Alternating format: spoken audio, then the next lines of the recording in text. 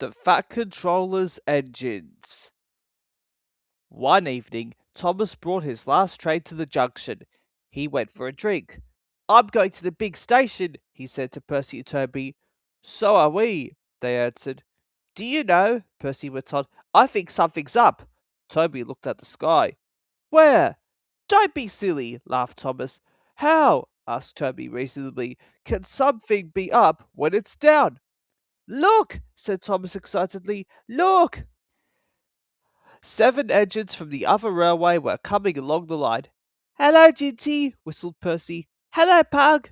They're friends of mine, he explained. I don't know the others. Jinty and Pug whistled cheerfully as they puffed through the station. What is all this? Asked Thomas. The Fat Controller's got a plan, answered his driver, and he's going to tell it to us. Come on. So they followed to the big station at the end of the line where all the engines had gone. The Fat Controller was waiting for them there. The people of England, he said, read about us in the books, but they do not think that we are real. Shame, squeaked Percy. The Fat Controller glared. Percy subsided. So, he continued, I am taking my engines to England to show them. Hooray! Hooray! The engines whistled. The Fat Controller held his ears. Silence! He bellowed. We start the day after tomorrow at 8 a.m. Meanwhile, as these engines have kindly come from the other railway to take your place, you will show them your work tomorrow. Next day, as Annie and Clara were going to England too, Thomas and Jinty practiced with some other coaches. Thomas was excited. He began boasting about his race with Bertie. I whooshed through the tunnel and stopped an inch from the buffers like this. Crash! The buffers broke. No one was hurt, but Thomas's front was badly bent. They telephoned the Fat Controller. I'll send up some men, he said, but if they can't mend Thomas in time, we'll go to England without him.